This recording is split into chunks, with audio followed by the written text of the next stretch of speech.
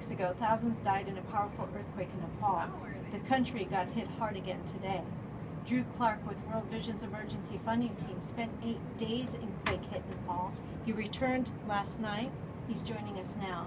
Drew, thank you. And what does the latest earthquake mean for relief efforts? Well, of course, everything came to a standstill when the new earthquake hit. People who were already pretty terrified ran back out into the streets as more buildings that had already been damaged began to collapse.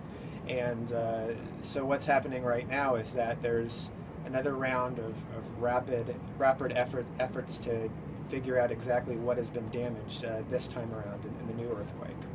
So what has World Vision been doing up until this point? And then maybe you can take us to what is happening now on the ground. Sure. So far, World Vision has helped over 30,000 people who are impacted by the quake. And what we've been doing is we've been creating safe places for children to play. We've been providing food and water, just basic life-saving materials for people, and also basic supplies that people need, especially if they've been forced out of their collapsed homes. So that means providing them tents or tarps that they can sleep under, blankets, basic hygiene materials, and just basic supplies that people need. So far in our response, we've been focusing on those urgent items. And where are we working? So World Vision, our earthquake response efforts are focusing on 7 districts within Nepal.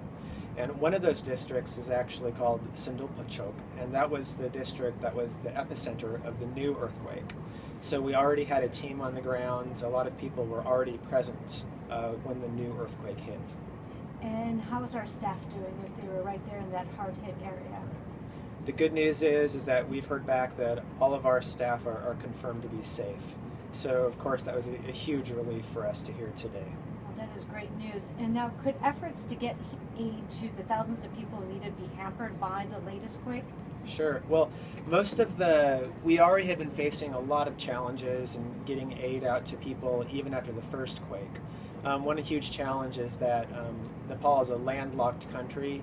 It's quite difficult to get supplies in, especially given the constraints of there only being one international airport, one runway on it, and it can't accept the largest airplanes. So we've been forced to get a lot of supplies overland from India, which has been time-consuming. Those kind of problems are only going to get harder now because we have more than 1,000 people have been injured. It's likely that tens of thousands more buildings have been destroyed. So those bottlenecks that we've been facing will certainly continue to be issues. Now, on the bright side, there's already a lot of good staff in place. A lot of earthquake and a lot of relief experts are already there in Nepal now. That's the good news. So we're not starting from scratch with people who have no experience with what needs to happen next. Can you briefly describe some of the conditions that you have witnessed and experienced in the field in Nepal? Sure. So I spent most of my time in the capital city of Kathmandu. It wasn't the hardest hit area. There are other places where more buildings collapsed, although the loss of life was quite high in the Kathmandu Valley. Thousands of people died. And what I found is that every block or so there'd be an entirely collapsed building, like a small apartment complex or a large home would have completely collapsed. Especially the older construction was really affected. And besides that, there were a lot of buildings that had visible damage that was obvious from the earthquake. What compounds that is that you have to really analyze with engineers. You have to analyze buildings carefully to see what's truly safe and what's not. Even buildings that appear on the surface to be safe might not be if you actually do a civil engineering analysis of what happened to the earthquake. So, and again, what can people do to help?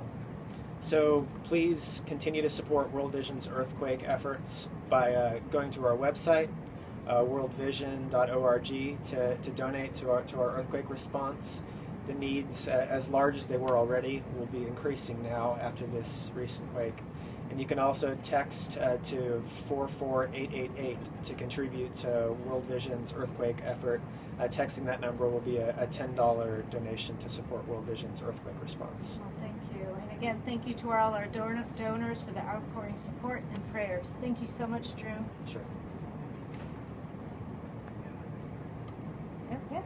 Thank you very much.